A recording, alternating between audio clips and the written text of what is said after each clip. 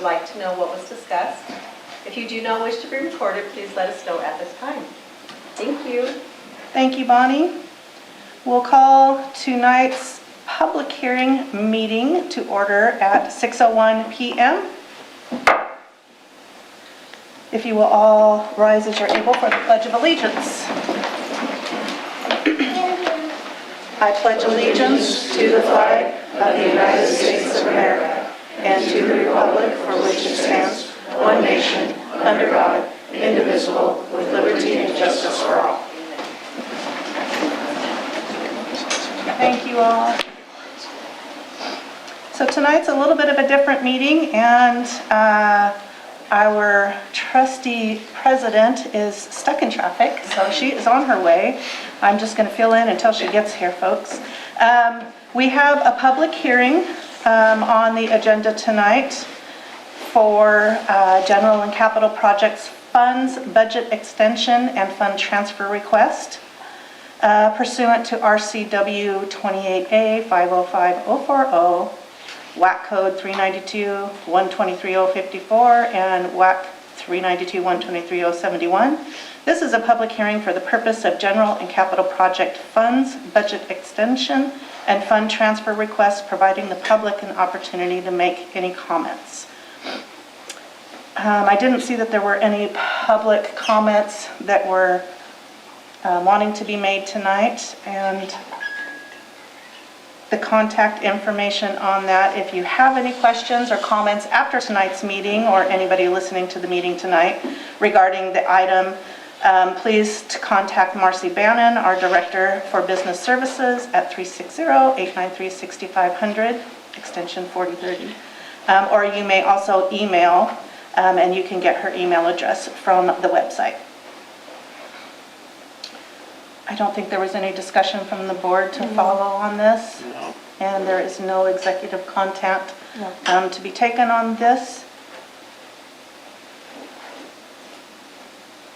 Any board comments? Nope. Nope.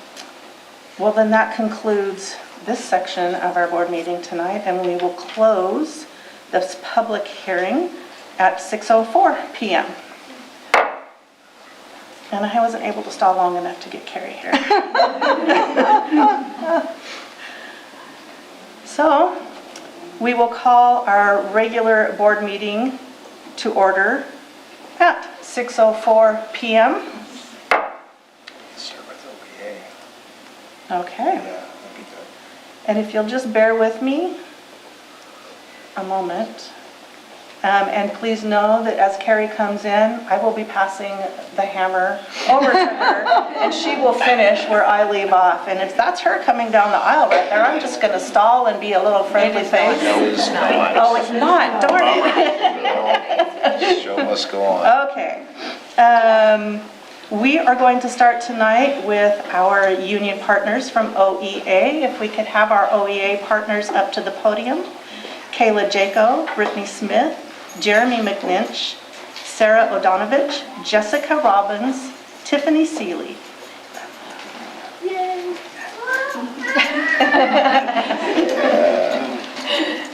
Hi. Thank you all so much for taking the time to be here tonight.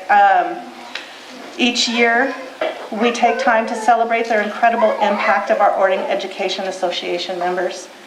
This year, we have plans to officially recognize them during Educator Appreciation Week, which is May 4th through 8th. While their contributions are evident throughout the year, this special upcoming week allows us to reflect more intentionally on the vital role each of them plays in the lives of our Orting students. We are truly grateful all you have chosen to be part of Orting, and we want to extend our thanks for the care, kindness, and professionalism you bring to our community. Some of your faces I've seen many times, and we are truly, truly grateful as a district to have your leadership and support here for our students as part of our staff. Thank you so much for being partners with us in our educational program.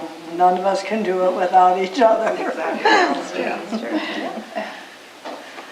Anybody want to say anything? Or you just want to have a quick? Okay. Thank you. I know, sorry. Speech. Yeah, I know. Right. I know. It was a little hard walk today, so yeah. A little tired. Yeah, right. We do have some gifts for you all, and I know that there's a picture to be had. Okay. So if you wouldn't mind. Meet you over here. Perfect. While we're all dressed down. I know. Hey, you gotta be ready for that walk. There you go. Thank you. Hey. We have one for Jeremy. Thank you. And here's Carrot, she can grab it. Caleb, did you see Jeremy? Would you mind giving him one? If I give you. One for Jeremy. Okay, and Carrie's just in time for the picture. I get one. She gets two, because she's taking. Gets two, one for you. Get two. All right, squeeze it in more. And Carrie's here. Just in time for the picture. Yeah. Yeah, that works. Is that enough? Yeah, I think we got it. Okay, you ready? You ready? 1, 2, 3. Perfect. All right. Let's give a big hand for.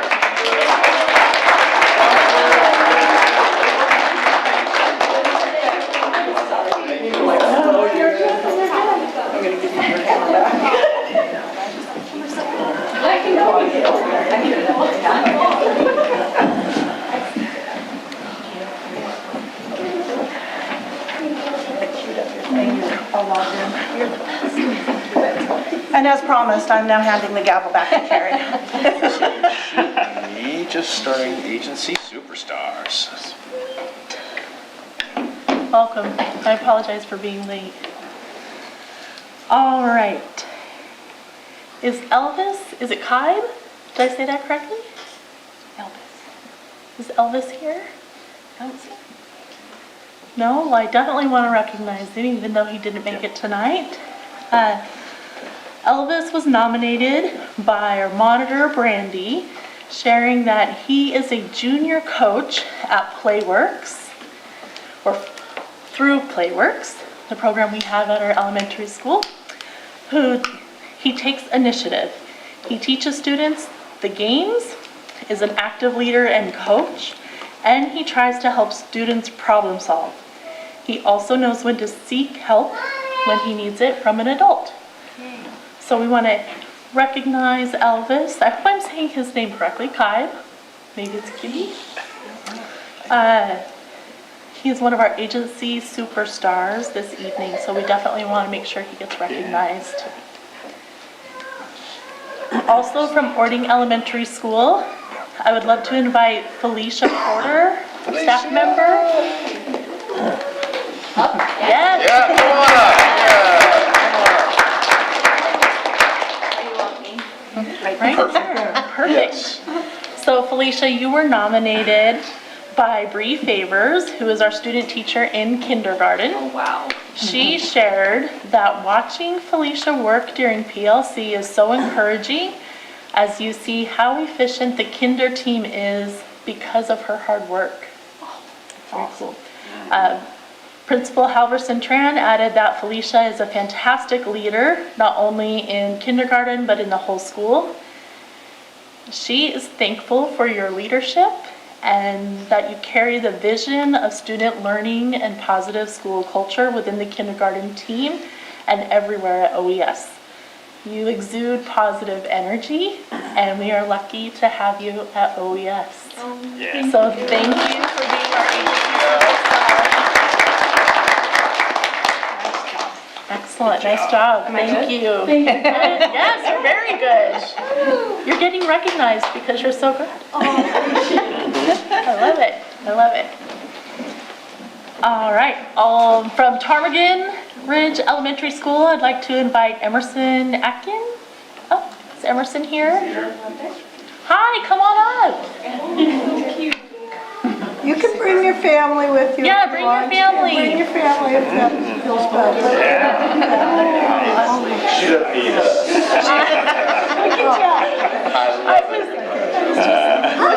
Hi. Love it. Yeah, come on up. You stand up here. There we go. Yeah. Yeah. So Emerson, you are being recognized tonight for always finding appropriate tools to assist during lessons so that you can complete your work independently and accurately to meet your learning goals. Does that sound familiar? Yes. You take initiative to support the day-to-day activities in the classroom in a kind and respectful way. Very nice. So we want to congratulate you on that and being the agency superstar in your school. Good job. You're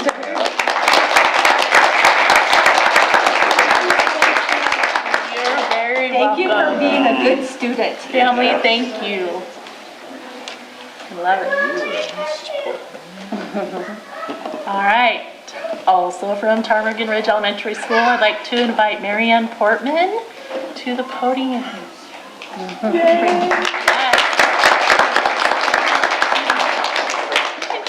You can come on up too. Yay! That's it. Yeah. Woo! Marianne, we wanted to recognize you tonight as one of our agency superstars for organizing PTR's Family Reading Night. Yay. Such an important tradition here in Ording, so thank you very much. That's a lot of work. Yes, It is. Thank you. it is. And you'll do it next year? Oh, we got it. Yeah, it's on camera. Yes. I don't think Nikki will let me out of off the hook. Yeah. Great. Very cool. Awesome. Thank you so much. Yeah.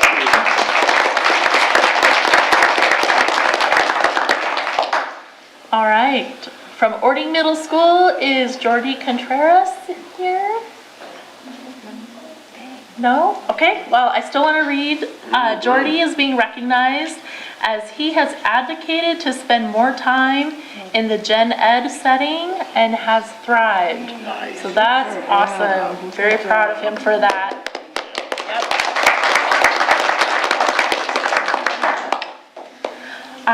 And then I'd like to invite, You scared him.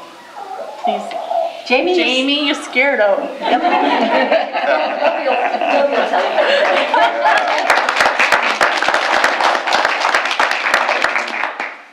Jamie, hi. You have been selected as an agency superstar because you do an amazing job of keeping our lunchroom safe and orderly, and you're always looking for ways to improve our systems. You have positive relationships with your students, so it's great to recognize you for that. That's really important. And your coworkers as well, and you always go above and beyond in your job.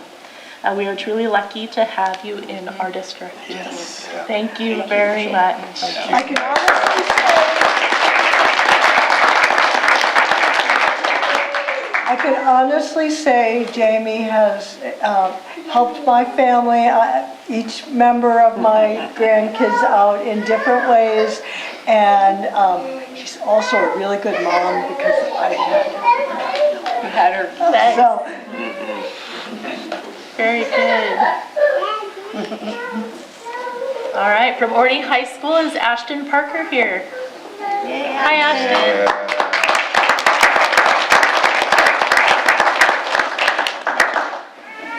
So Ashton, you're being recognized as an agency superstar because you've demonstrated high levels of belonging as a class leader, and you've made sure your classmates are welcomed and feel included in class discussions.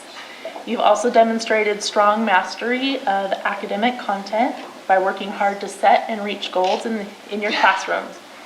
Ashton, your confidence as a learner has grown, and you've contributed to shared ownership of learning in ELA.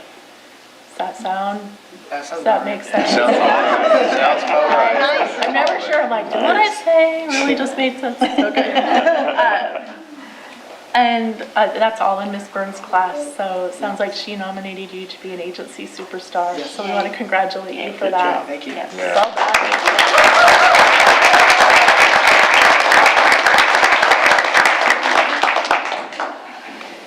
So it's David Broker in here? Yes. Saw you all today on the Lahar track, so I'm like, Did I see you today or tonight?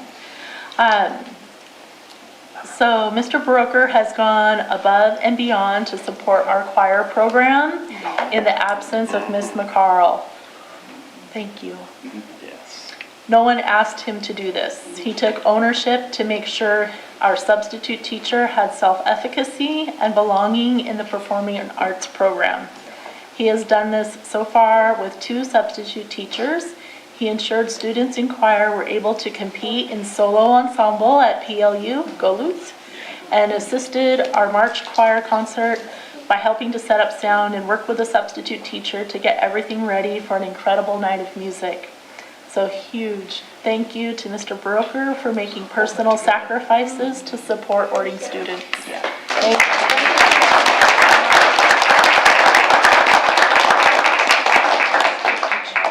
Superstars up for Yeah, yes, please, superstars, join us at the Wall of Fame. I'd like to get a picture with everyone.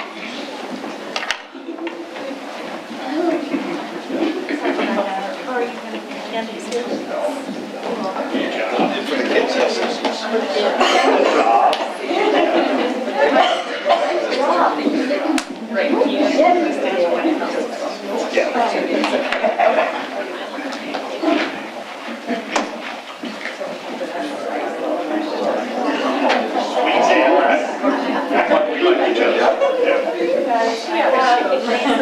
Agency superstar.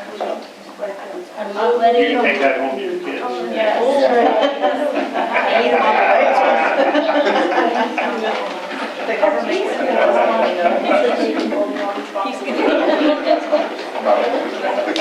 The one student that had the lead is. We'll deliver those. Okay. Can we make sure? He's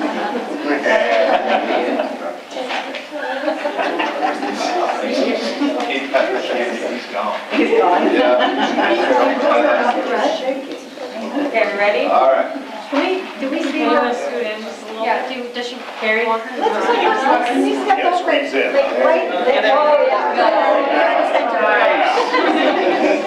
Okay, ready? Ready, 1, 2.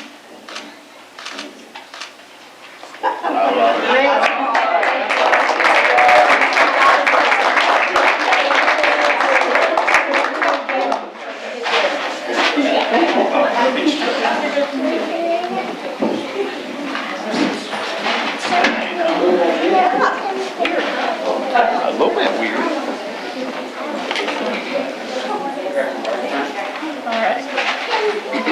We still have some celebrations tonight, so I will turn it over to the board. All right. Wait, did I?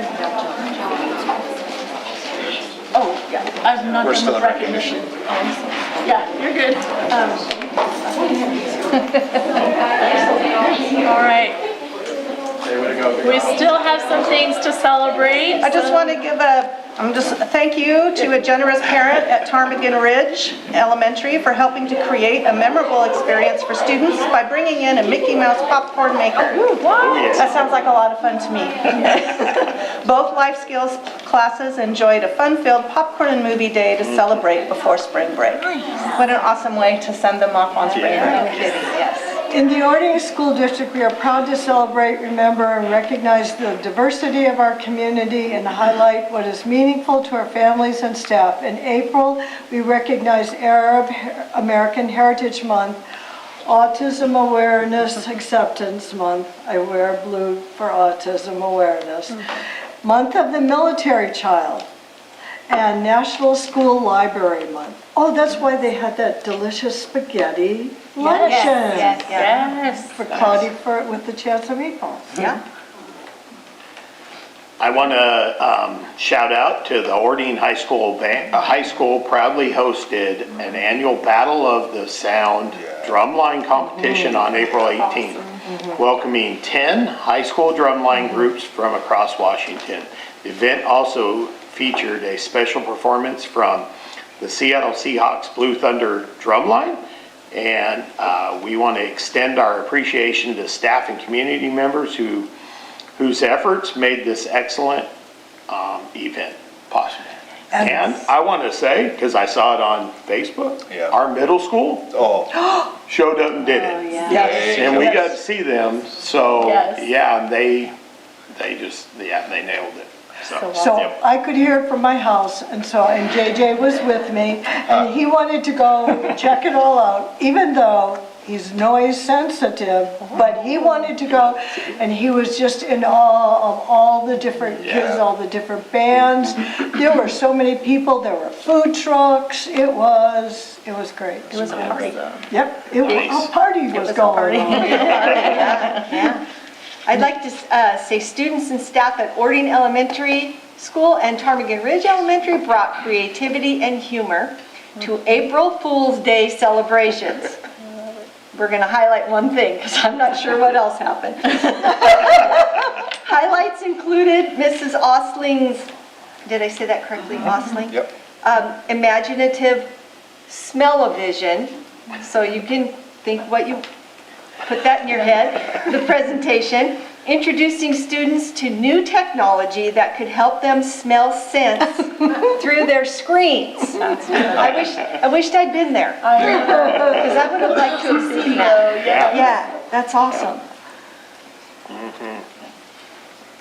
Awesome. Before spring break, schools across the district hosted parent-teacher conferences, and I know you guys hung in there and did it before spring break.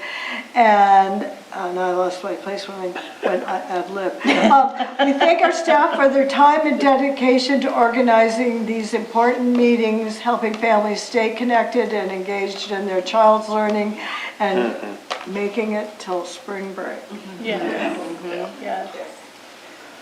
Yeah, the parking lot was packed. I think we had good Yeah. Yes. Yeah, participation. we had great participation. All right.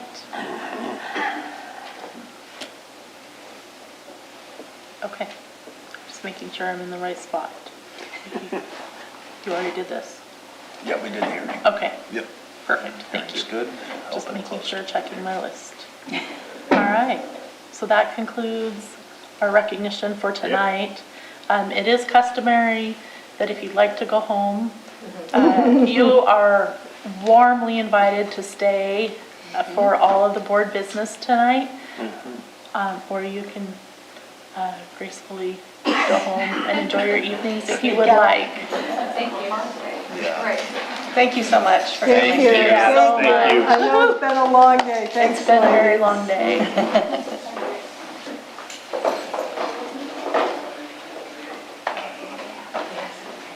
All right.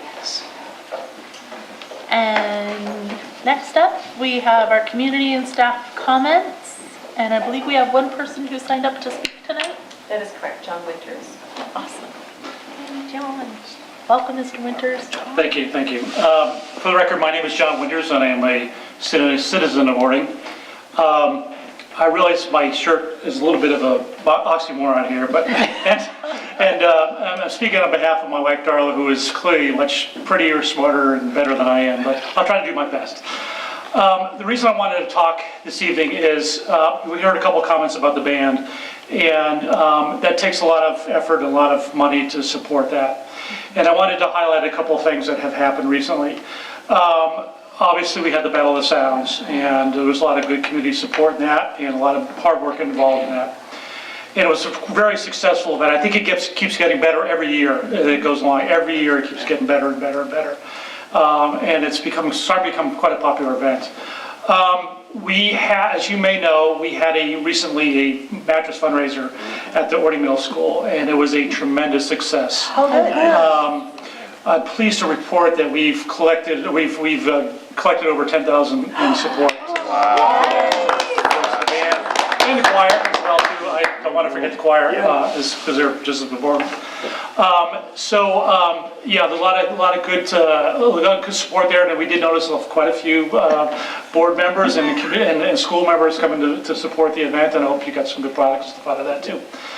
But I did want to mention another fundraising event that's coming up here on May 3rd, very, very exciting one that we're looking forward to hosting, and that's the first annual Mother-Daughter Tea, and it's going to be a fun event. Darla's been collecting teacups and plates and silverware for the last year, going to different yard sales and talking to the community and getting a lot of donations and stuff like that. So she's collected a lot of stuff here. So we're really excited about having this event here. It should be a fantastic event. I want to mention it because we're hoping that folks will sign up ahead of time, because we're trying to get a gauge for how much, tea we need, how much food we need, stuff like that. So we're doing the online sign up for that as well too. So I don't think there's going to be any sign up at the door. So please go online, sign up for it, make reservations.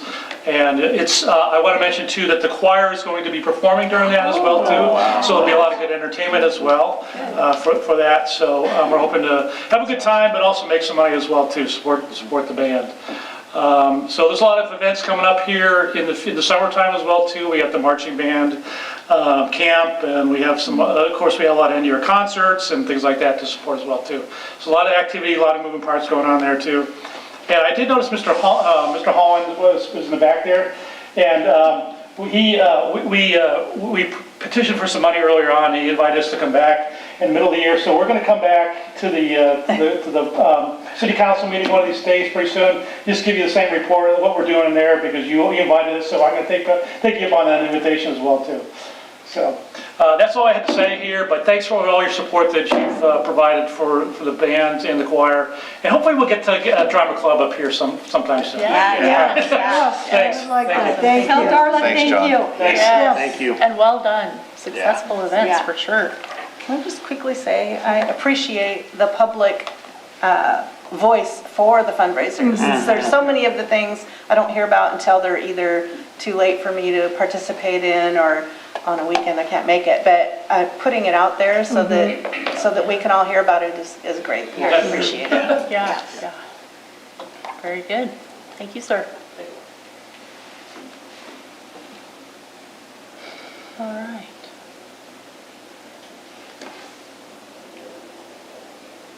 Board comments? Oh. That was my comment.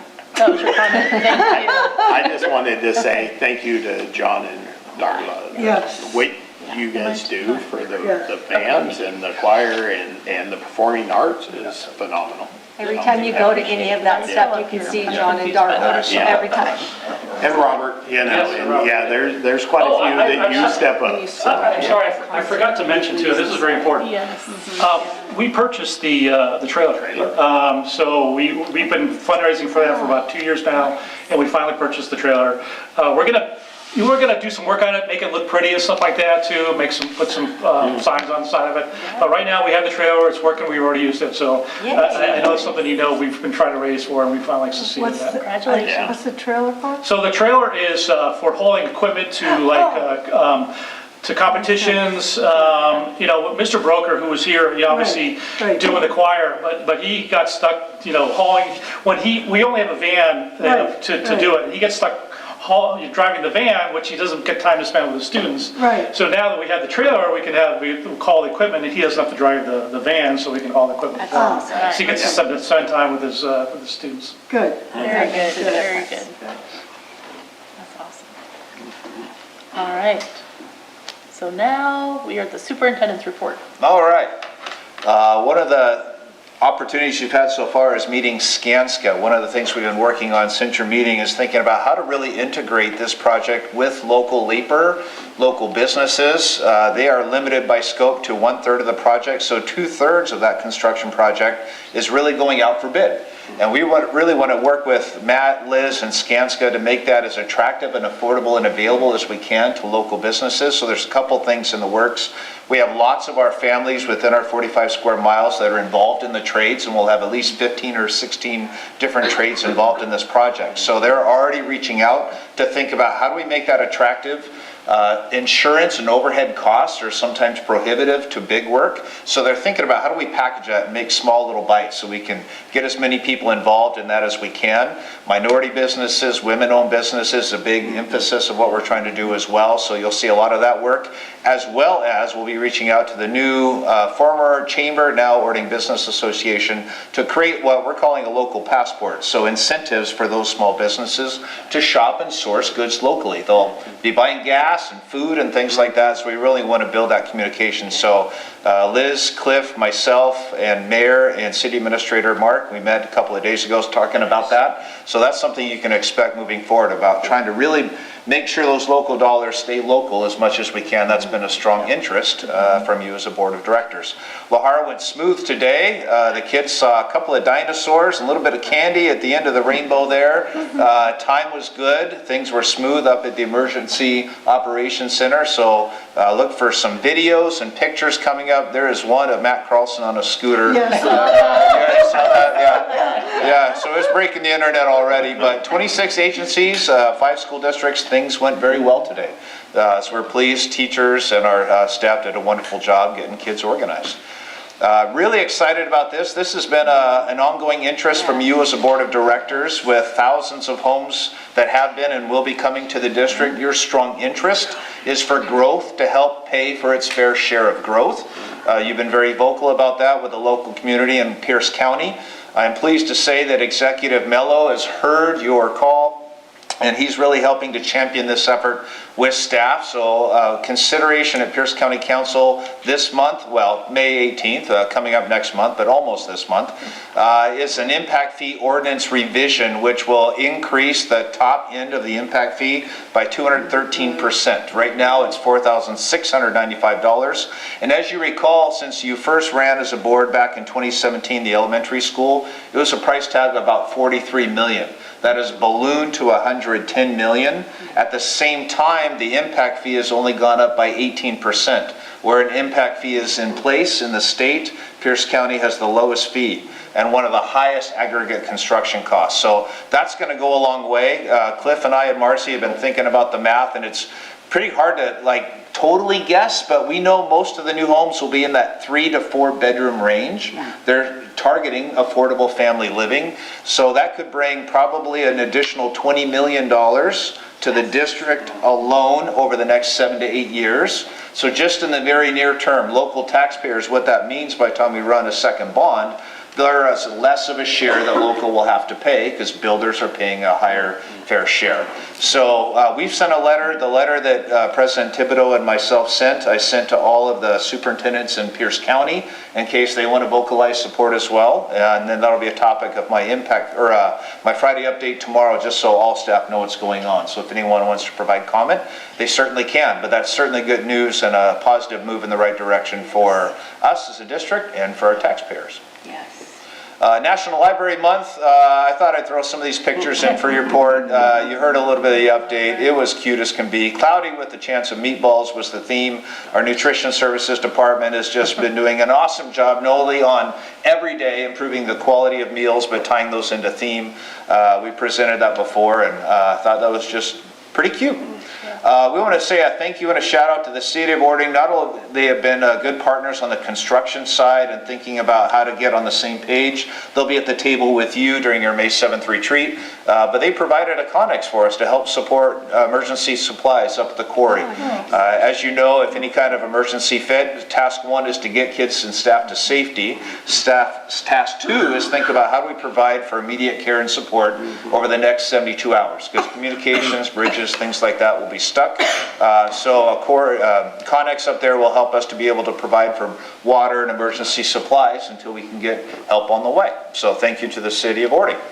You have a board retreat coming up on May 7th. Just to remind you about that, we'll do some kind of welcome opener. You're going to talk about board calendar. I'm not sure which of you wants to facilitate these parts. We'll talk about that over the next few weeks, but customary, and particularly when we have a new board member, we want to review norms, agreements, and operating principles. So I'll be working with you to think through which of you would like to host which of those items. We're going to have a lot of time for strategic plan review. That was one of your asks. You provided direction to extend the current plan through 2028, but we'll make sure you have time with Dr. Lee and Dr. Westover to really dive into the data you're going to hear more about tonight and what really is exciting and where you see forward growth and movement, and then move to a conversation eventually about what are the emerging priorities, what do you want to keep going and keep celebrating, and what do you want to tackle and lean into as your top priorities as a board through 2028. So you'll have time for that. We'll break bread with our city partners at noon, and our students will, I believe, joining us during the strat plan review. We'll break bread with the city partners at noon, and 12:30 to 2:30 will be a Matt, Liz, and Skanska show, mostly probably a Matt and Liz show at this point, because we're not really swinging hammers yet. But they'll be talking about what are the updates, what have they heard from listening sessions, and you're going to want to do a little bit of thinking about the future phases, because we want to make smart moves in phase one that will be long-term moves. That's been an interest of yours, so we'll talk a little bit about that, and then the last portion of that, at least a half hour or so, we'll be talking with the city about how do we support one another, how do we collaborate, how do we communicate, how do we work in partnership, and mayor and city administrator have confirmed they'll both be there, so it should be a fun conversation. After that wraps up, you have the wonderful task of evaluating yours truly, and then we'll spend some time in executive session on land use. Moving to the next May regular board meeting, unless you want to move it to June. Strategic budgeting, you've asked to incorporate that into your monthly meetings. WASTA annual conference, self-assessment, those will shift to regular meetings per your direction. So we think we'll be done by 4, and that's the opener, but if there are specific things you would like to see or hear outside or inclusive of that, let me know, and we'll make sure the team is ready for you. I have the cutest video to show. We've been working to elevate voice. You talked a little bit about the family outreach night at PTR. Ording Elementary did a read across Ording, and the students did a promo video about them reading to their fellow students. I put Big Al because yours truly made another guest appearance with my diet gear, talking and reading the story to 5th graders this year. But I want to share this video just as a way we're trying to get kid voice out there. So Miss Bonnie, would you mind playing that, please? Apparently she does. And now hear from our students. We're doing read across Ording, we're reading the kids. We are reading the kids today because we want them to experience this for something that they can enjoy and something they can do if they want to. We are reading books to like other teachers and other kids and stuff. It's to show like kids that like sometimes people think kids think books are kind of boring, but like they're not and stuff. We're doing this because we want students to enjoy reading, and reading helps them, and we think that doing this they can get excited about it, so they don't it's not something they have to do, it's something they want to do. I picked my book because it is a really fun book, in my opinion, and I really loved it when I was younger, and it kind of got me into reading because I was like, I like this book. How about I start reading more? I picked this book because I love this book first, and I always heard about it, and it was my childhood book, obviously, and I like reading it because it has a lot of cool, stuff that's going around with this book and stuff, and yeah. Because I used to read Pete the Cat all the time when I was little. One more question. So when I asked her, what do you think is special about other students reading other students? So, I think it's special because kids can see how brave other kids are, and they can be, because we're leaders, so that they can see that we're brave and we're responsible, so they can do that too. Keep reading!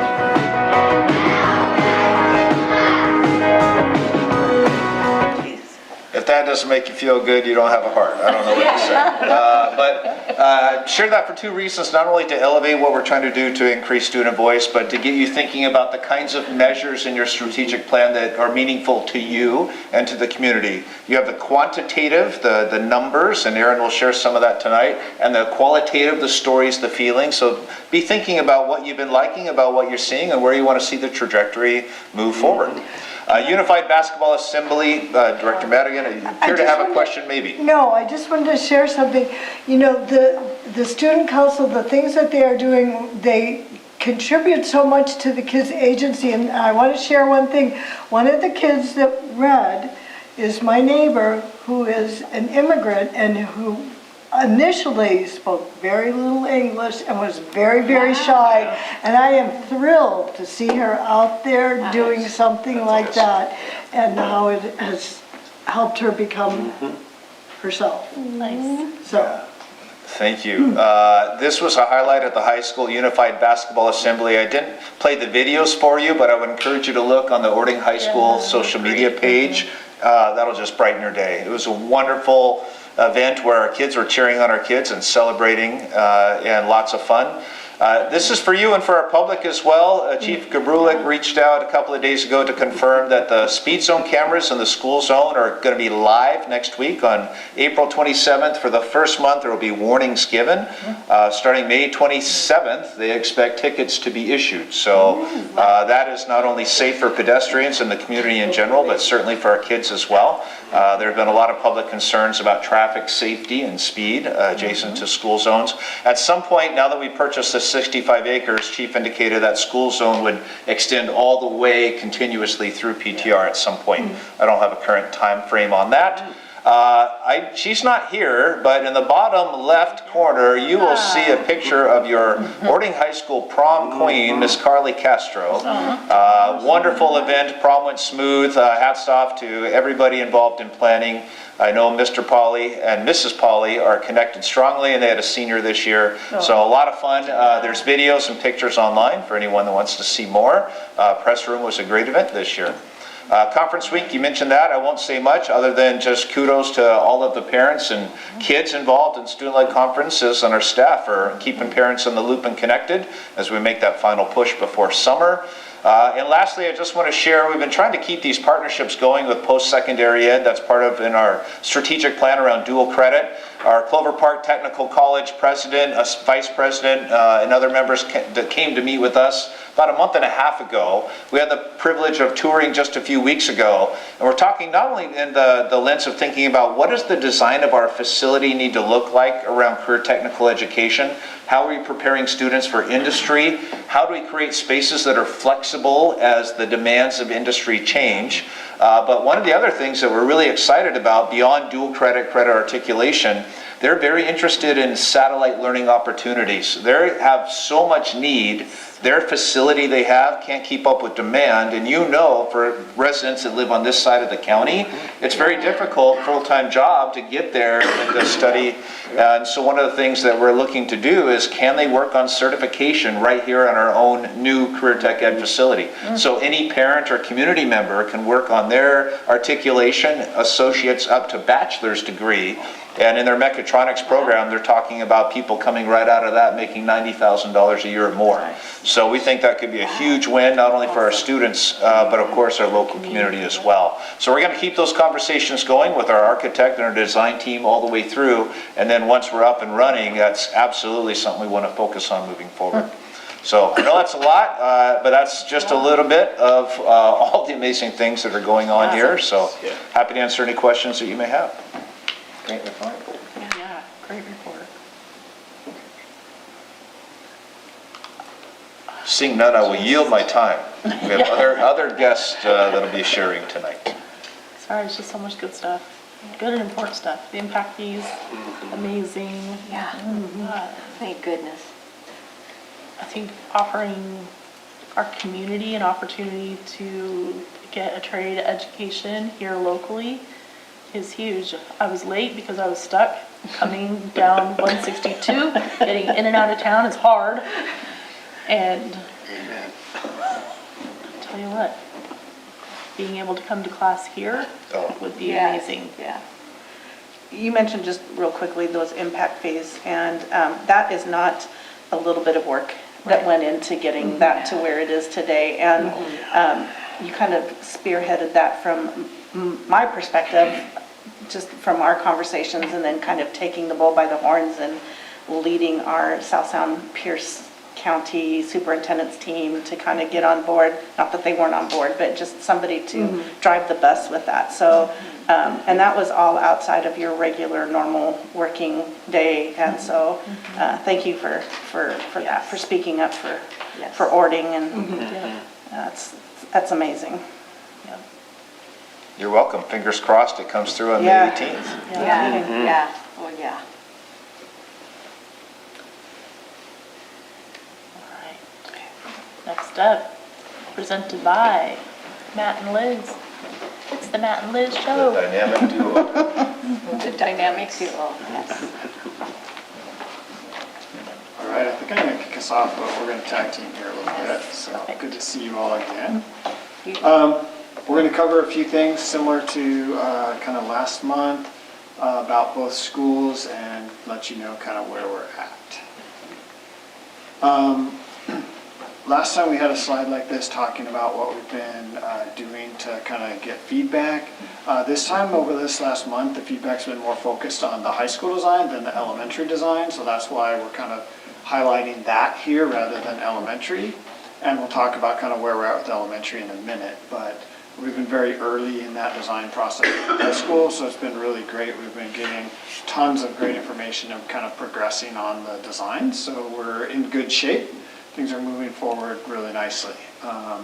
And the group here, everyone we're talking to has just been so excited and engaged and has provided us tons of detailed information, which is really helpful at this stage. And we've had an opportunity, Matt Carlson's done a great job of connecting us with students as well. You can see that on there. We've had, I don't even know how many, quite a few different sessions with small groups of students to also kind of get their feelings on the campus as a whole, as well as on the CTE and science building. You know, next week we'll be having the second of the bond oversight committee meeting, so that'll be a great opportunity to kind of broaden what we've been doing with that group, and we'll be sharing a bit of a design update as well, and kind of continuing on that process, so that'll be fantastic. Go ahead. I'll talk briefly about the City of Orting. We've had a great introduction pre-application meeting for both the ELC and the elementary school. So that was the first part of April, and even just in the last week, because of that April 9th meeting, we've, I think, created 4 additional meetings in the next week that has to do with like fire marshal coordination, building inspection coordination, and other kind of divisions, including stormwater. So the city's been a great partner to kind of introduce and set us up for a regular ongoing communication with those departments or their people. And so we've been really happy about that. And then we're planning about every 2 weeks about a meeting that we'll be able to coordinate with the lead kind of PM there. So we're pretty excited to just kind of get kicked off and get some questions answered that the design team needs, obviously, to move forward. Seems like a really great partnership so far. The ELC was similar. They were aware of some of the work that we are doing, but we have some good outline of some other documents we need to provide, so we're working on that right now with some other consultants, including survey and things like that. Luckily, the other portables were done pretty recently, and so there will be a pretty low cost to get some of that survey work. It's pretty recent, back in 2019, I think it was, when it was placed last. Yeah, I think that's the sort of it. Yeah, connected to that is the schedule. So this schedule should look pretty similar to what you saw before, except for the permitting approach is kind of the biggest difference. So the stuff mostly in green and kind of maybe a little tough to see up here, but hopefully in front of you, you can see. At the pre-application meetings, we talked a little bit about schedule and kind of how the scope of the different permits, and that was super helpful. So we've adjusted those timelines. Those timelines didn't change our anticipated start date for construction, so that stayed the same in kind of late spring of 2027. So, but we're just adjusting kind of how we do it and how we package information for the different types of permits. So that's all going smoothly. It always sounds easy to get a permit, but it takes a lot of work. So these meetings that Liz has been setting up is really helpful, and the city's been good with that. So that's probably the biggest change. One other thing maybe to highlight is just the roundabout on at White Hawk. So the schedule's still pretty unknown on that, so we've kind of just stretched that out at this point, saying we don't really know exactly where that's going to land. So as we continue to learn more, then that'll become, we'll just kind of keep watching that. So.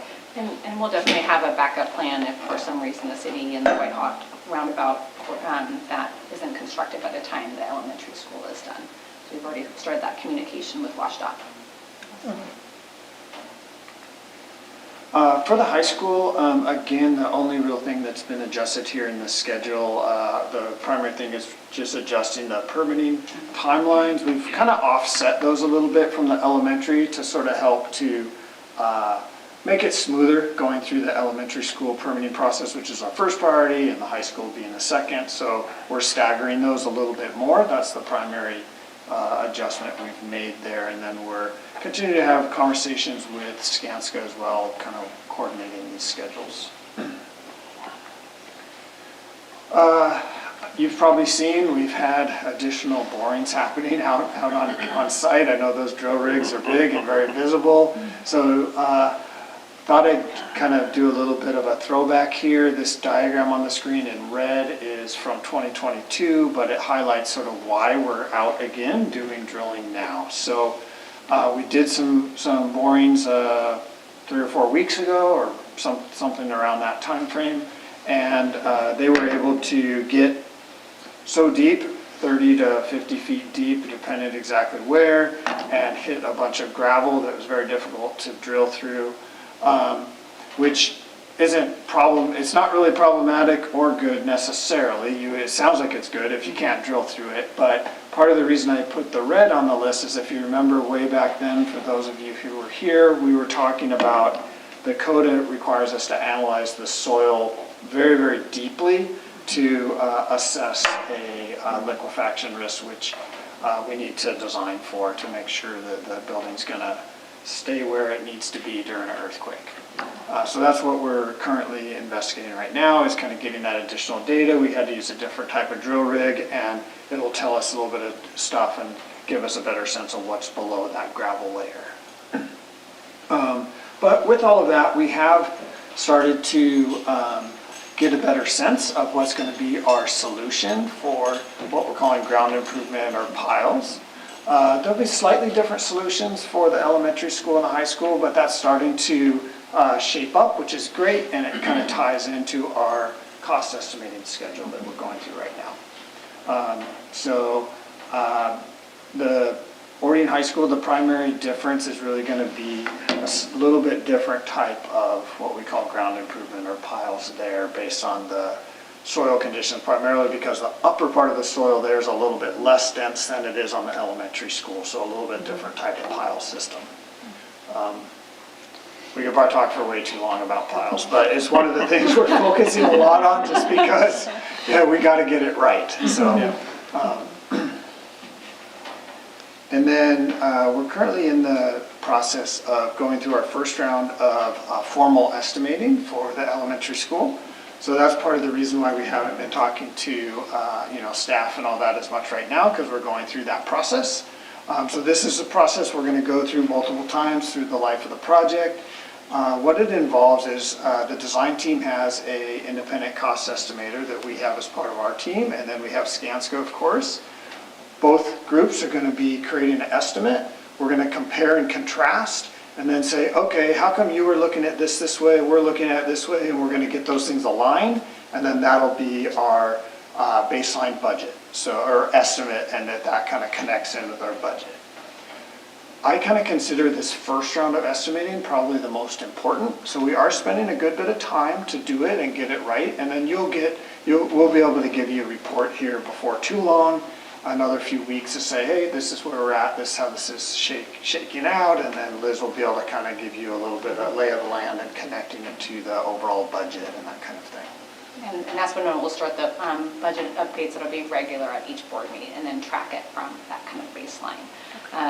We brought just kind of the set that NAC puts out, as well as a bunch of narratives of some assumptions, and that's what goes into the pricing set. Yeah, so they've done a great job. It's quite a bit of work.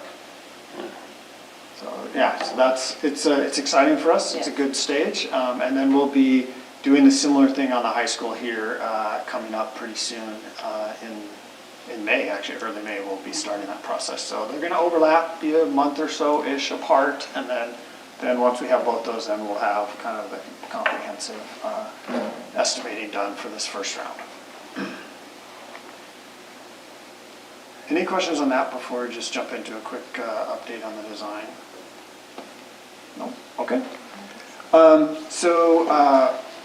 If you remember last time, we were talking about, well, where is the right location for the building? We went through some planning exercises, and so we said, oh, yep, where we originally thought, in between the west wing and the athletic building, is the right spot.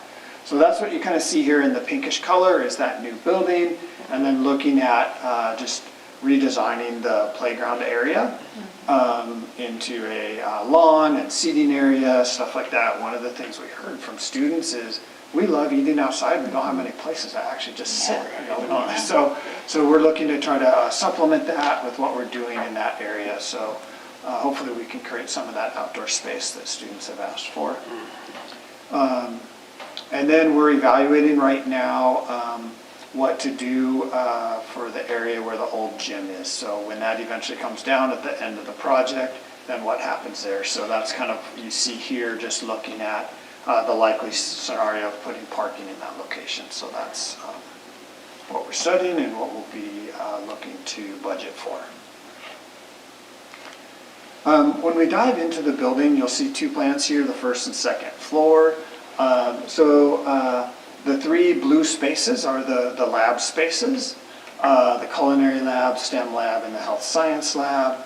And then the kind of greenish color there in front are the breakout spaces and kind of this lobby space that you'll see is oriented towards what we're calling the quad and the future quad that you kind of saw in the master plan, so that we can start to be, this being the first move to say, let's kind of have that orientation towards the interior, which will be a really student-centric space. As we head upstairs, we have 4 science labs. So these will be designed pretty similarly, but they'll have just some slight differences.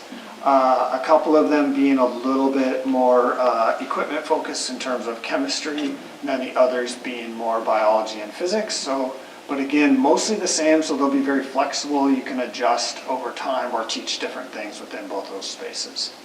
And then similarly, there will be some breakout space. We've definitely heard from teachers, especially the science teachers, a lot that they like to have students do small group work.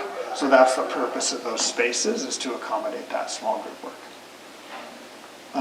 And then when we look here at, this is not really the design, it's just kind of getting you a sense of the overall size and scale of the building. The blue is representing windows kind of facing the quad.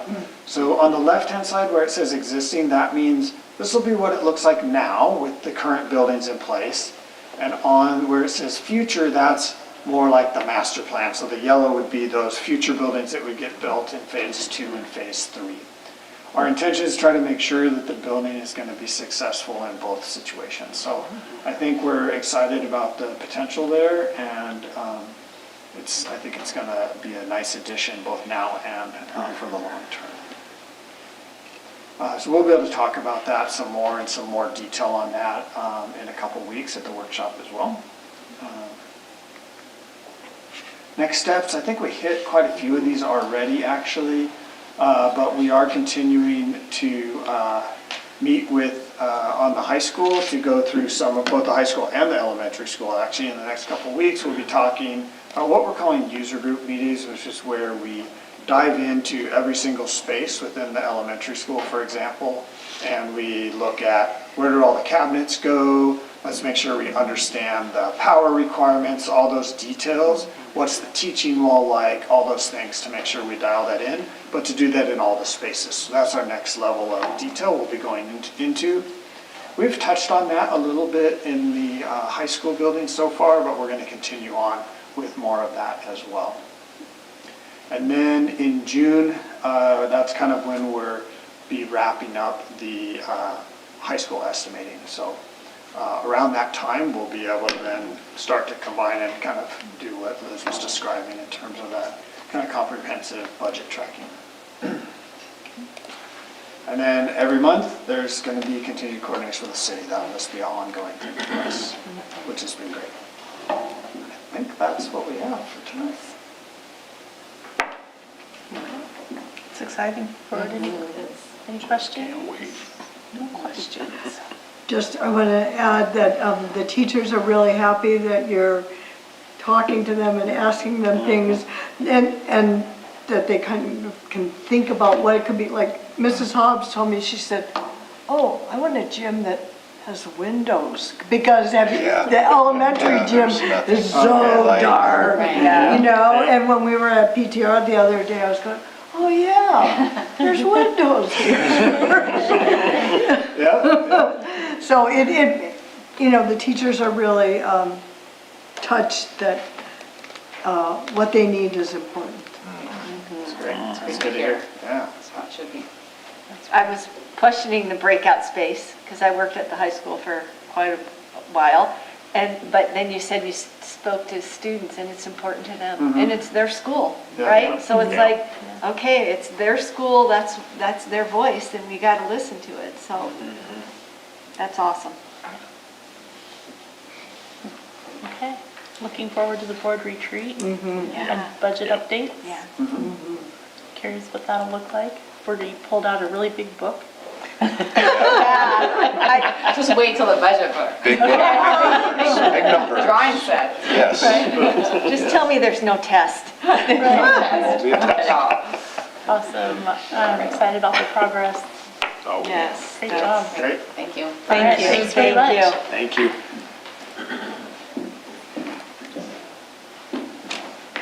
All right, board, next up is our February financial report prepared by Director Brandon. Any concerns, questions? No. Goodbye, thank you. Bye. Hi, thanks.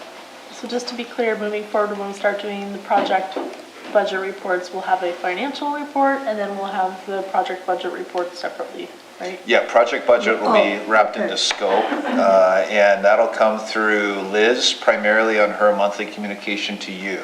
Okay.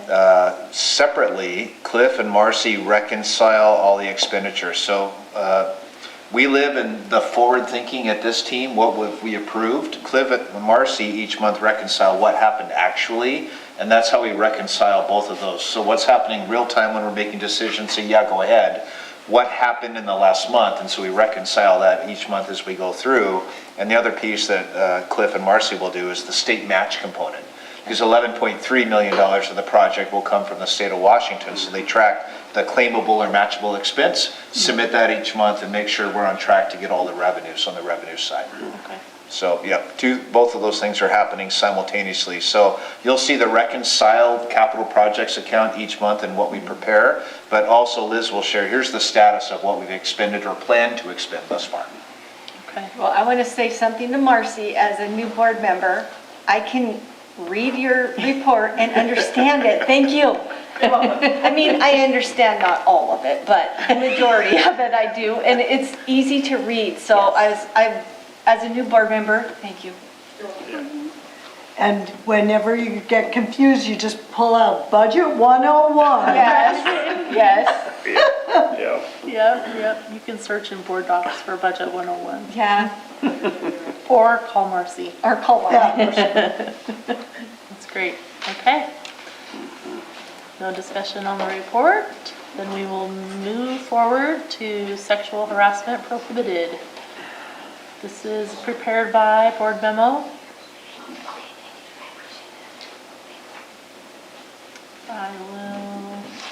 There's no action. There's no action, so any discussion? Nothing? Thank you, ma'am. And next up is presented by Dr. Lee, our Washington School Improvement Framework.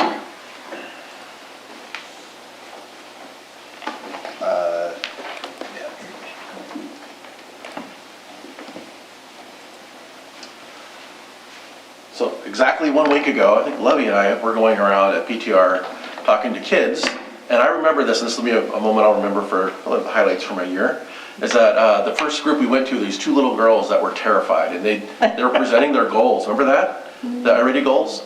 And so it took me a while to get them to talk to me, but I said, so why do we set goals? And they said, because when we set goals, it actually gives us a direction to go to. I'm like, oh, that's really cool. And I said, well, what kind of goals are you setting? They said, well, we're setting goals around math and reading.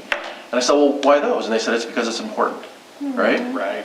And so I think about our goals as a district, and that applies to all of our goals. We have 4 goals, and we're going to examine those next month.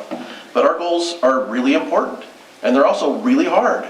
And it's those things that, when we put those 2 things together, it makes the work really worthwhile. And so today's report is really around a really important measure of our strategic goals along the way. In fact, a lot of the data that you'll see in here is a repeat because throughout the year I've been giving you presentations on things like student growth percentiles, right? And really thinking about our proficiency with ELA and math. And there's a lot of signs in this data, and I'm just going to give this away a little bit, but a lot of signs in our data that show that the things that the board has provided us is paying off. And this is, you have to get into a time machine a little bit and go back a year, okay? But there's a lot of good news in here. There's some things we got to work on, okay? Why? Because it's hard, and it's really important, all right? And Ed challenged me to put as much data on one slide as I possibly can. Well done. So I figured I'd take every one of my slides and put way too much to look at. You've always been an overachiever, Eric. Well, you know, aim to please. So there's a lot of data on here, but I'll walk you through it. The first few slides are really about what is the Washington School Improvement Framework. And what it is, and I presented on this the last 3 years, is really this idea that the state is trying to give us ways to measure kids in multiple ways. So instead of having one test, we really look at multiple areas of that. I think we do a better job in the state because we're really considering social emotional learning and the whole child. Those are really our goals. But this is really not just about the SBA. It's really combining things like graduation rate and really looking at dual credit. This outlines what the specific measures of that are. And what they do is, with all these measures, they put it in what are called deciles. They take all the schools in the entire state and they say 10% gets a number 1, and then the next 10% gets a number 2, and the next 10% after that. Decile is 10, right? And so every one of the scores we get is based on a 1 through 10 scale. And so like 1 is you're the lowest 10%, 2, bottom 20%, 3, and so on, okay? So it just kind of explains how to read this a little bit. And so the measures that are being used as a state is really looking at things like the ELA and math proficiency overall. That's one of them, but it doesn't apply to every grade because we don't give the SBA in every grade. And so the way to read this chart is where the yellow bar falls, is really where that measure is going to be applicable, and they apply all these things for that grade level. Like, for example, in elementary school, they're not going to be looking at graduation rate because they're not graduating from elementary school. I guess they are, but it's not a measure that we use in the state. But they do use things in the high school learn like dual credit, but they don't do that in elementary. So what ends up happening is that we have to weigh a lot of these measures. Like attendance, for example, means a lot in elementary school. And it means a lot in high school as well, but we think about the number of measures overall with the Washington School Improvement Framework. They have to be weighted so that we actually look at the whole child, okay? And so the state has actually classified schools around 4 different levels of support. They don't talk about accountability through this measure, they talk about support. And so if you're a school that's in that bottom 10%, they don't talk about accountability, they're gonna kick you out of the state. They talk about like how much support you get. By support, they talk about like state intervention, which is they'll send trainers to you. OSPI will actually send you money to actually train kids. And so the good news for us is that we're not actually over in the tier 2 or the tier 3, none of our schools are. And that's a huge improvement for us. So when I said earlier that we're doing things that are really important and really hard, we're actually doing work that's showing progress as well. Okay. And so if you look at boarding schools, half of our schools are around this thing called foundational supports, which sounds like we need a lot of help there, but that means we don't really need a lot of help. Our schools are doing really well. And if you look at tier 1, is really that we have 1 or 2 targeted groups of kids that are fall below what they call threshold. And I'll explain what that means in a second. But none of our schools are in the tier 2 or the tier 3, none of them are. All of our schools are in the foundational supports or tier 1. So that's good news, really good news. And again, I put a lot of data on slides so I can confuse you. Is it working? Yeah, we're on to you, Eric. Actually, now that you're talking about it, it's not as Makes confusing total as you just tried to read it. I know. He's a good teacher. All right, well, I have a job then, that's good. I'll take that. Yeah. So if you look at the schools, and I'll go through each one of the schools individually with their Washington School Improvement Framework scores. On the left-hand side, you'll see a bunch of colored boxes. On the far left-hand side, you see those categories I was talking about, right? Like what's the math proficiency, and what's the ELA proficiency, what's attendance look like? And so those are all, on the left-hand side, the labels. And then the boxes to the right of that are really like, they're color-coded because I talked about the decile, right? And so red means you're lower overall compared to all the other schools, and blue means you're actually higher, right? And so blue's good, basically, and red is something we need to work on. And so if you look at Orting Elementary School, the reason this data is going to look a little different is because you remember, you were here, we took a primary school that didn't really test in the SBA until the last couple of years. And so their historical data is going to be different.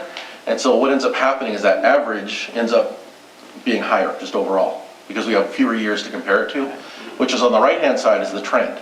And there's really only 2 years of trend on that right-hand side for Orting Elementary School because, again, it just became an elementary school in the last couple of years. Okay? Make sense? So here's where we start talking about, like, where's that line that we're trying to, threshold that we're trying to get every targeted group of kids above. They have a lot of, well, all the lines are actually above except for one, and that's students with disabilities. And that threshold in this case is, around 2, 2 1/4. And so, but we're pretty close to that. And so that's an area of focus that we're going to have for our schools. And so you'll see things that Dr. Westover is going to really present during our next meeting and talking about like social emotional learning and how do we actually target students that really need the most help.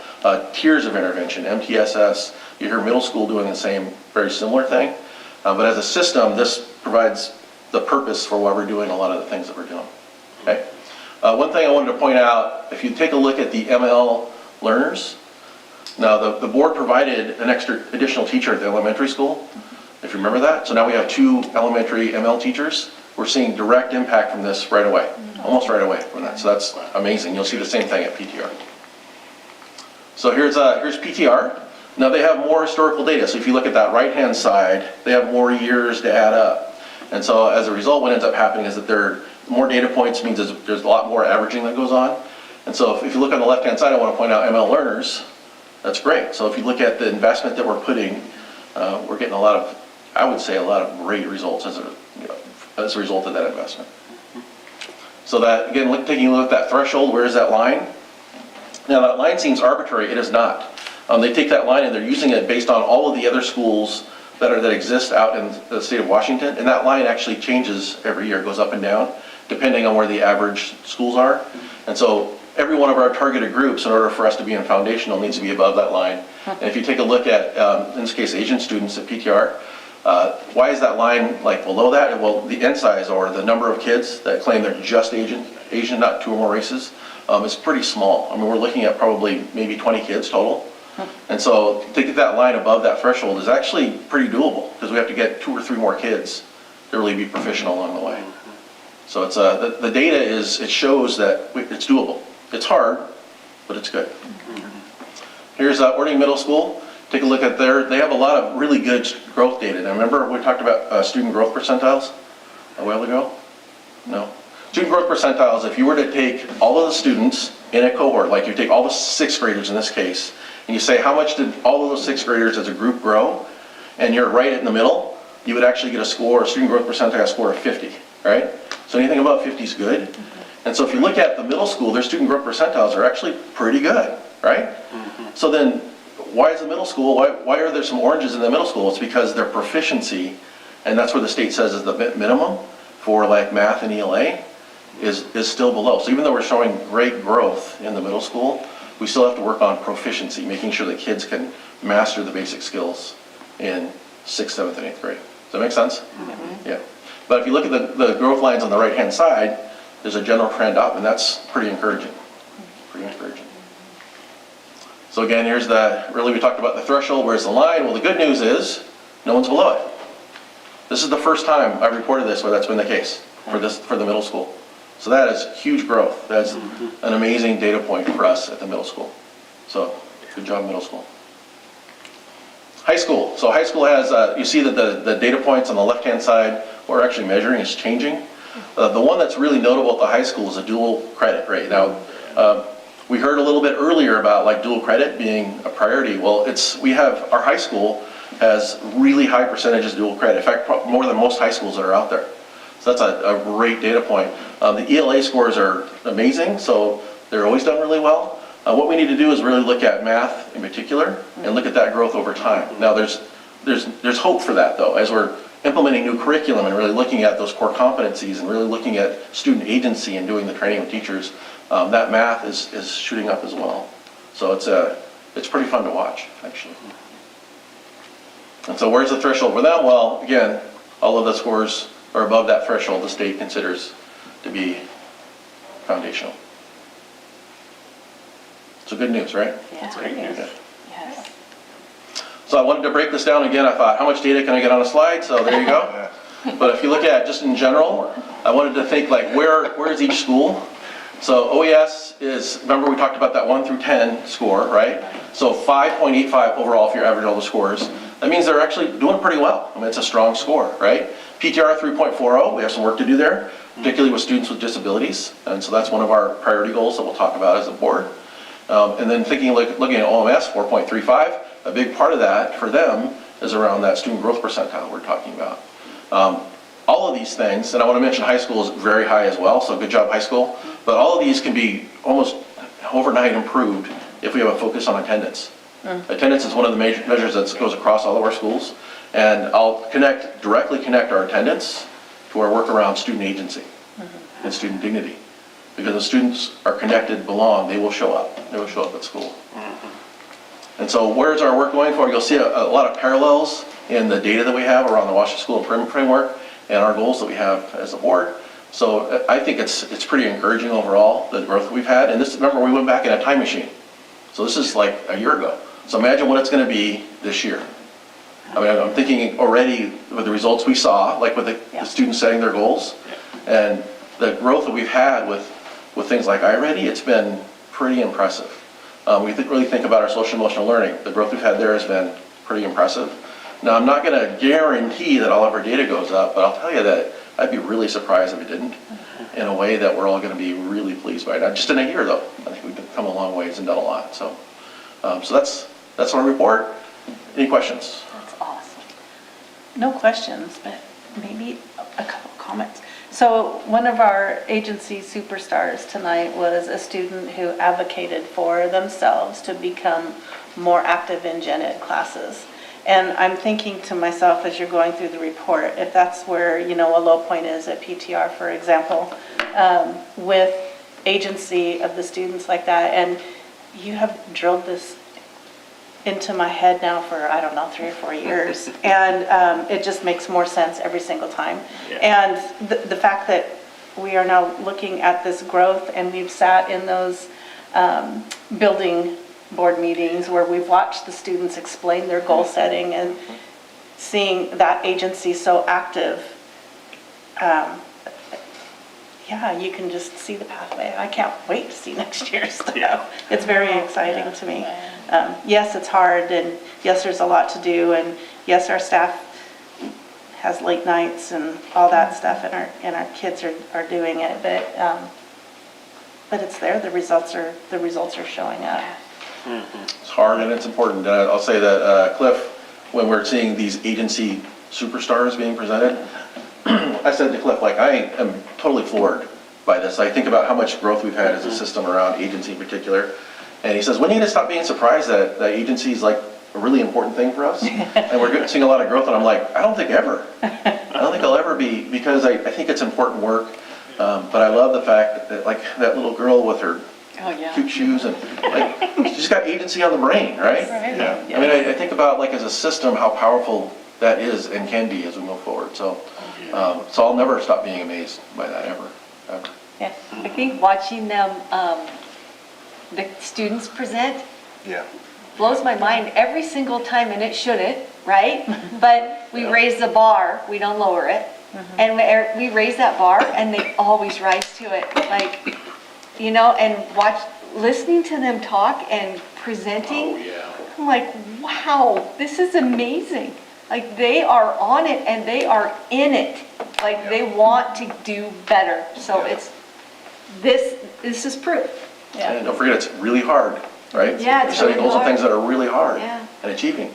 And when we were with them, right, and they're like, okay, yeah, it's hard, but that's okay. I'm going to dig in. I'm just going to go get this, right? And a lot of people don't have that, right? It's like, hey, I ran into a wall. Okay, well, I'm just going to stop, right? And they're like, hold on, let me size up this wall. Let me figure out my way around this wall, right? And it's just amazing to watch. Yeah, I love. Yeah. Life's hard. Life's hard. When you get to be an adult, life gets hard, right? And so teaching them now how to deal with that and get over those hurdles is amazing.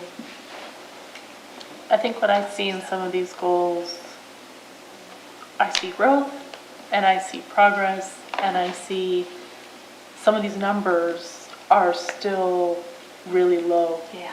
And I want to see those numbers go up. But what gives me optimism is hearing how not just our students are using agency to propel themselves forward, but our staff is applying it and figuring it out with students, not kind of inflicting something on them, that they're figuring it out. So while I see, it's a different response for me. So maybe years ago, before we were talking about agency, I felt kind of hopeless looking at the hard numbers and going, I don't know how we're going to dig out.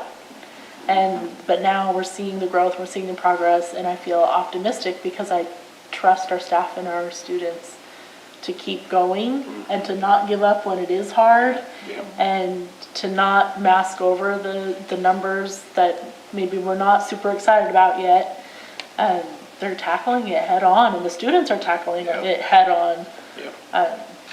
So I want to commend the work that's been done. I want to commend the culture that's been created around doing hard things, and that grit to keep pushing forward, and we're seeing results. Yes. We're seeing results, so thank you. Yes.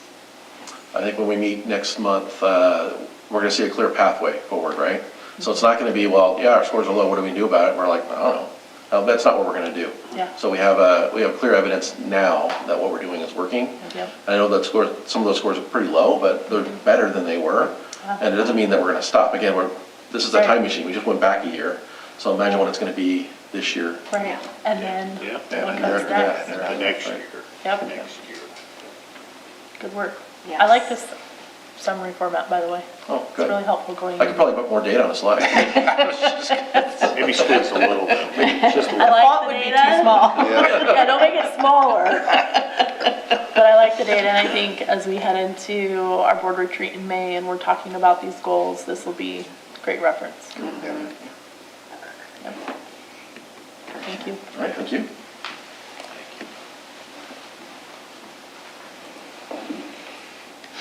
All right. Next up, consent agenda.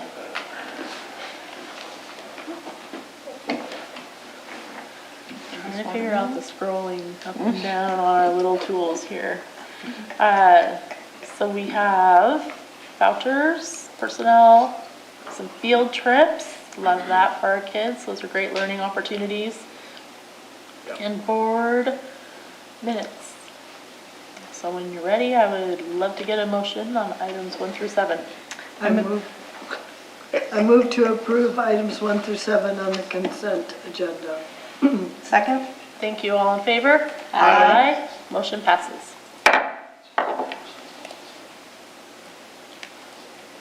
And we have action items. First up is certificated and administrator contracts. Excuse me.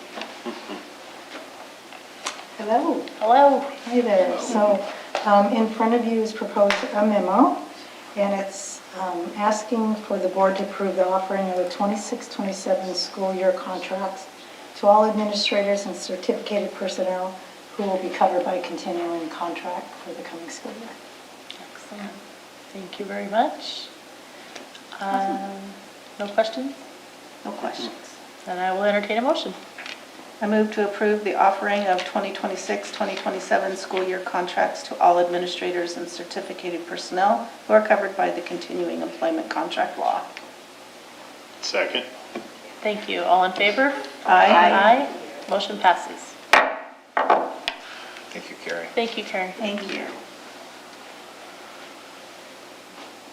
Next up is a resolution, it's jumping, debt services fund, capital projects fund, and general fund.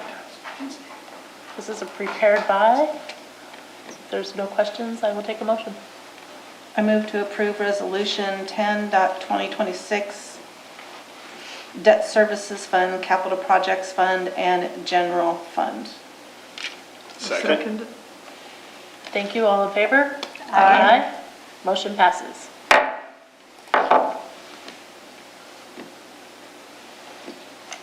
And next up is intent to participate in outdoor camp. you to use the mouse, just saying. There's a mouse? There's a mouse. Yours might not be on. Oh, yeah, it is. Oh, that's way easier. Thank you. I'm just jumping around too, so the mouse is a little easier. Motion for outdoor camp. I move to approve the fifth grade outdoor education plans for the spring of 2027 as presented.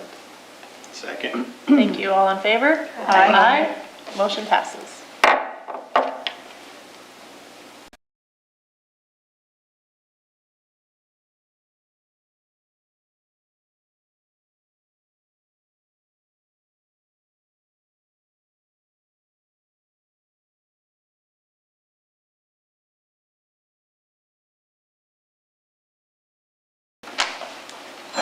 Good evening, sir.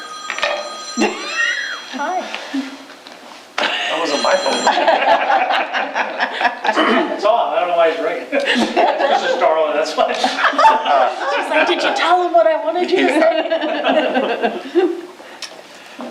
Okay, you guys have the board memo that I sent you guys. I added the worksheets that I do for OSPI Title IX compliance, so that you guys could see those numbers.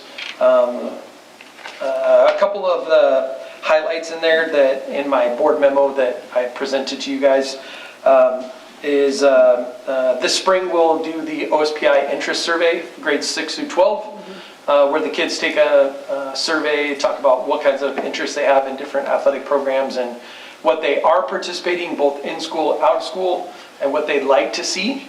And then that kind of guides where we're going. The other thing that I want to celebrate is our connection with Olympic Sports and Spine Rehabilitation and Renee Smith, who is stellar, and she's an amazing lady. We had over 20 athletes participate, or excuse me, we had over 20 student sports medicine trainers that participated with her throughout the season, going right now. So she does football games, volleyball games, basketball games, wrestling matches, and in the spring she does a lot of soccer matches.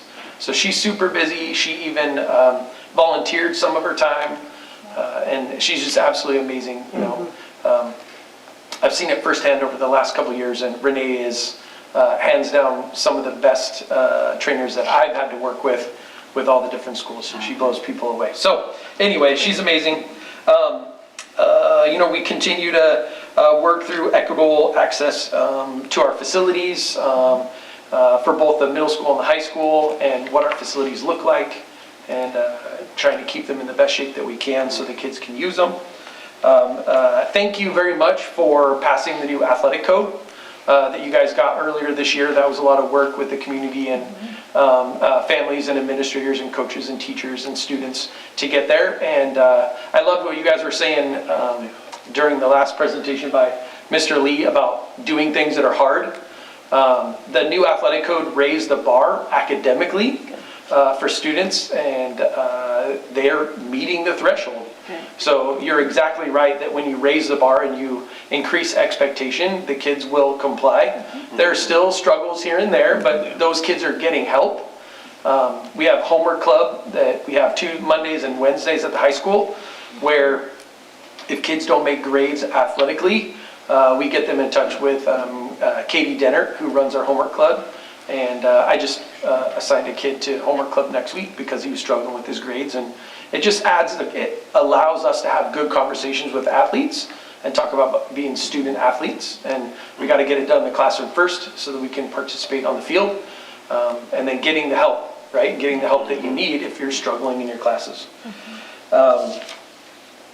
A couple of things that came out of those worksheets that I gave you is identifying underserved groups, right? So notoriously at the middle school, our male athletes were the underserved groups, and that's unusual. Usually it's the other way around, and that's the way it is at the high school. The females are the underserved groups, but we're making strides, and to that point, we've seen an increase in the gap between male and female athletes at the middle school. It was underprivileged to the less participation of male athletes as opposed to more female athletes, and that's flipped at the middle school. because of the work we did in adding boys soccer and adding boys cross country. And the great thing about that, if you'll, in the worksheet, you'll see that the enrollment is 53% male, 47% male at the middle school, and the participation rate in athletics is exactly the same. Oh, wow. So the enrollment is the same as our participation. So that's a positive thing. And then the other, at the high school, we're decreasing the gap. So we've seen a large gap in, what's What's that? that? You threw percentages at me, so I'm noodling that. Has that pattern been consistent over time? And what's making me, you don't have to answer that, I'm kind of just throwing that out there. As our building grows, as middle school grows over the next few years, if that percentage stays consistent, then our programs have to grow in order to keep up with that increase in enrollment. Does that make sense? I'm just wondering out loud. Thinking, I don't have data that goes back further than I was an athletic director, so in my head, girls participate in the last 3 years, female athletes have participated at a higher rate than male athletes at the middle school. Okay. And we've closed that gap to where boys are slightly ahead of girls, but it matches the enrollment of the school. And we've increased athletic participation overall at the middle school by about 54 athletes. So as enrollment increases, I would see participation in athletics increase. There's no way to predict who those kids are, but we want to continue to give those opportunities out there and then make adjustments based on what we see in the data, right? If we see girls start dropping off, and the male participation go up, then we have to adjust the opportunities that we give to stay as close to compliant as you can. But I think the work that we've done, that was started by, I forgot his name. Marty and Slagle. Dave, there we go.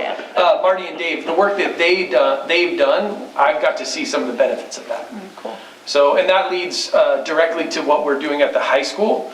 So we met earlier this year and I asked to include girls flag football because when you look into the data at the high school, participation rate of male athletes is significantly higher than female athletes. Even though we're closing the gap, there's still more work to be done.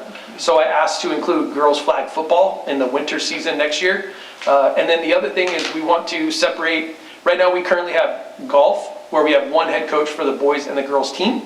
And we want to separate and have a boys golf coach and a girls golf coach.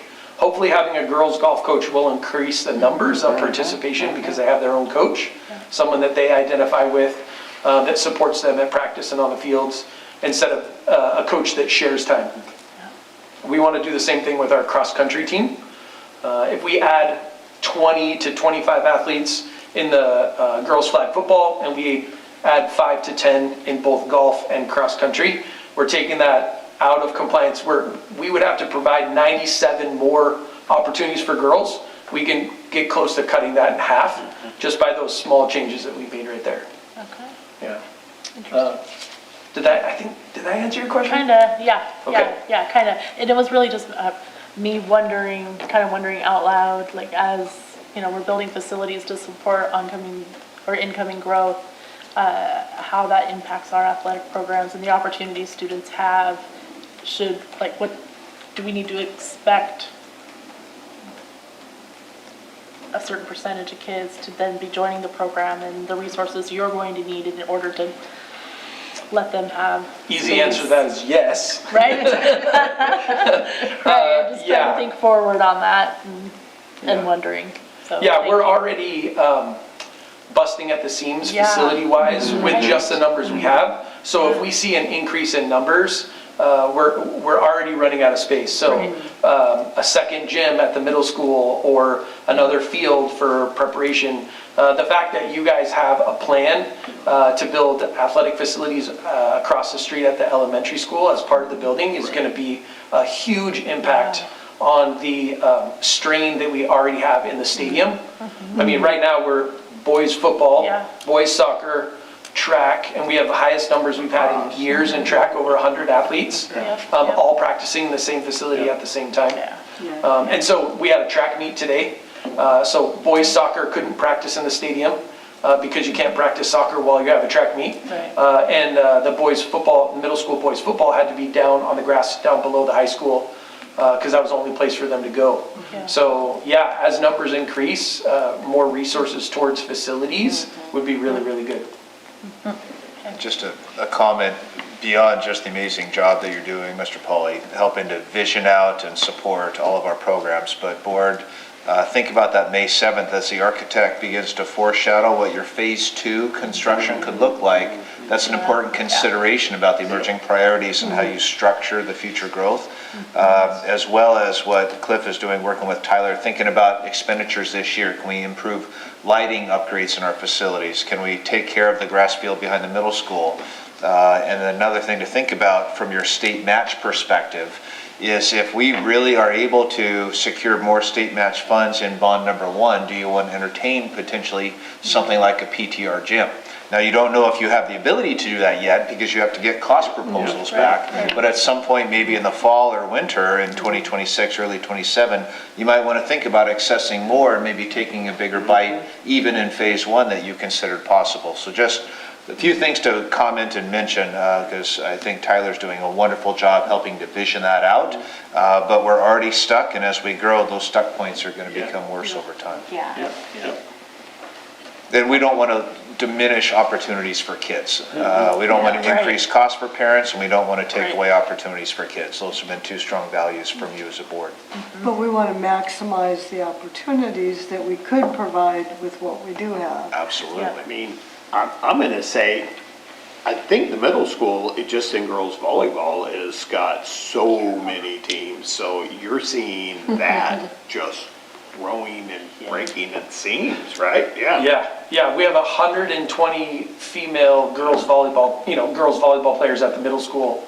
And That's nuts. Wow. I mean, that's fantastic, but girls, that's 6 nuts. players play on a court at a time. Yeah. So we have 10 teams currently.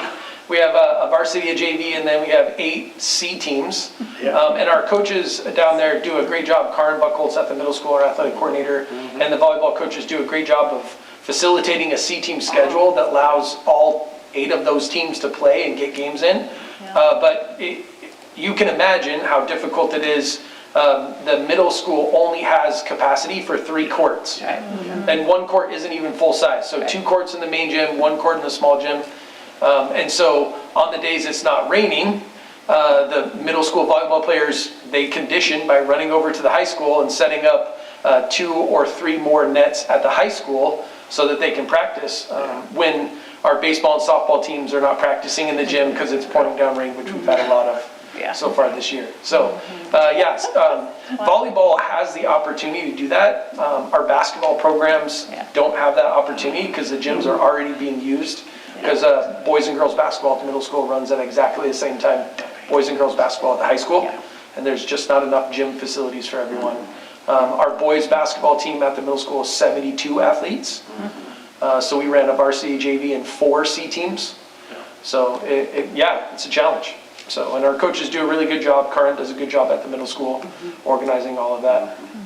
I see sports added under high school gymnastics. What does that look like?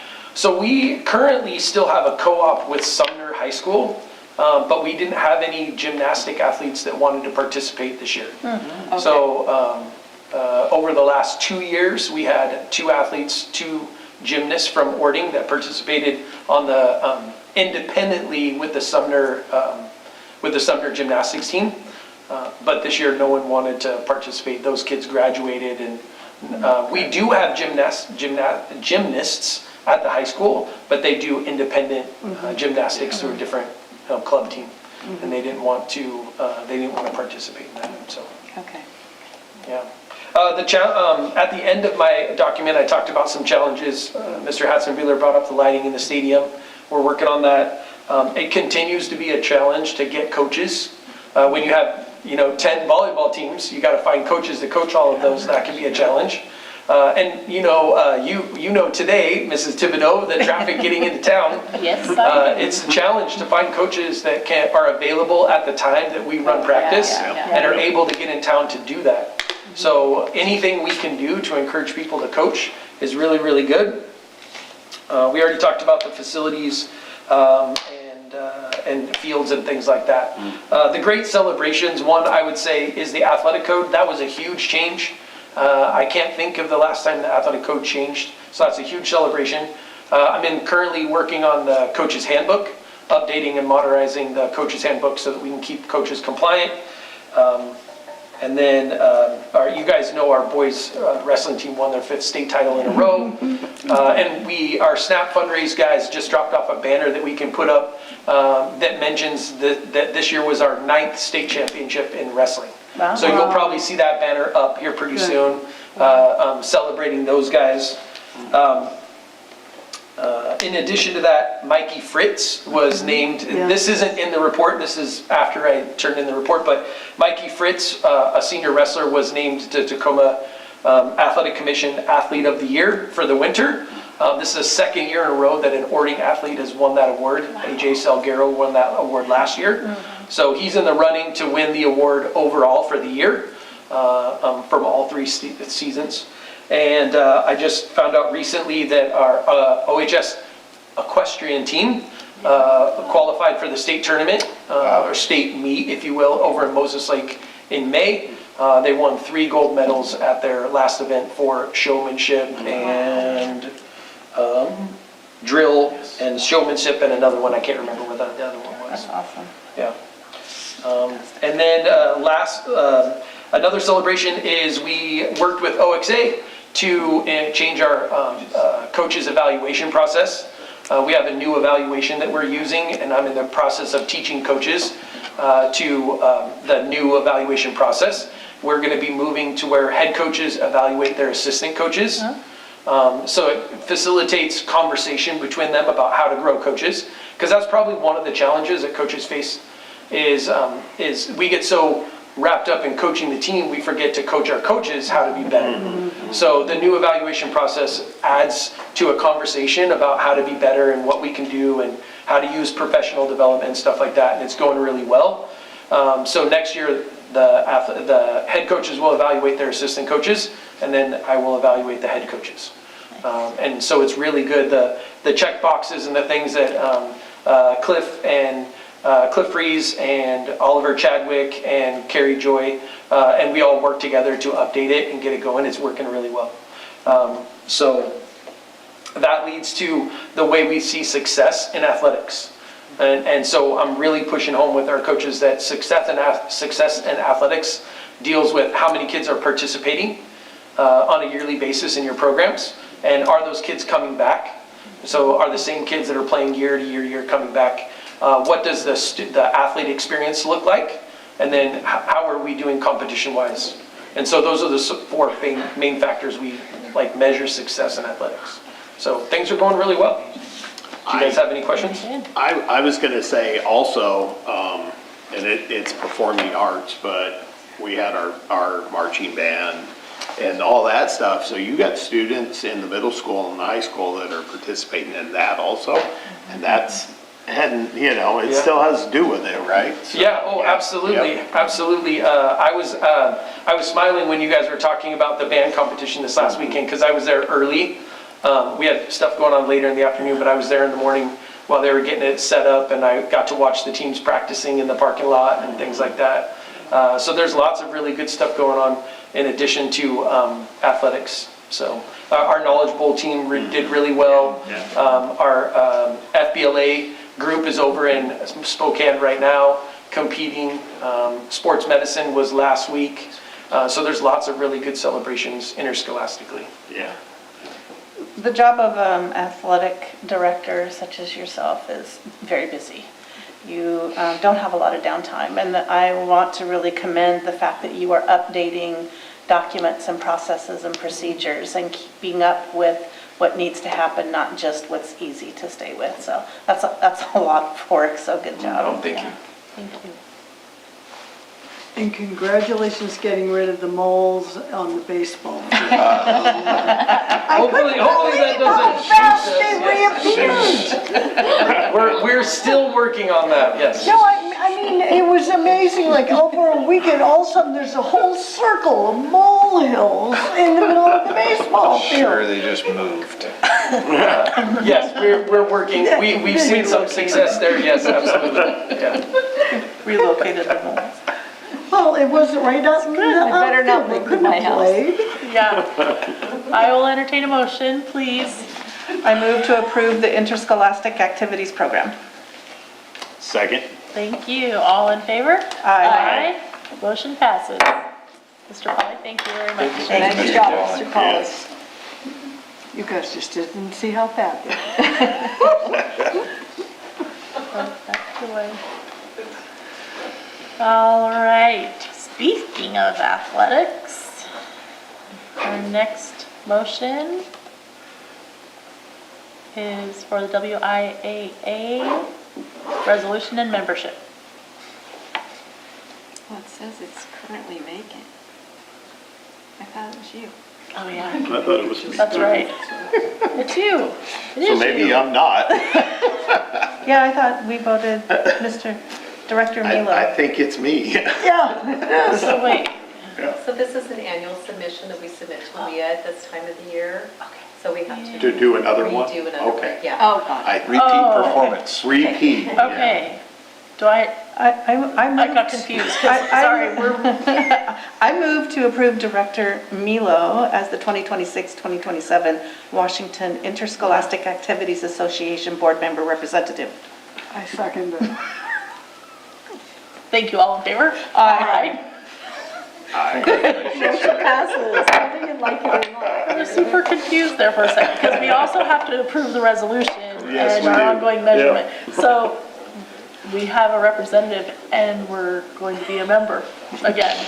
That's great. Second motion, please. I move to approve resolution number 11.2025-2026, the Washington Interscholastic Activities Association.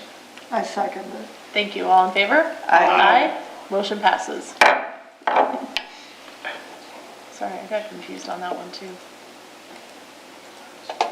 Apparently I was supposed to ask if there are any nominations. Thanks for nominating, Mike. Nominated and approved. We're job. just real efficient. Yes. I mean, it was a short anyways, the one, you Yeah. know? Yeah.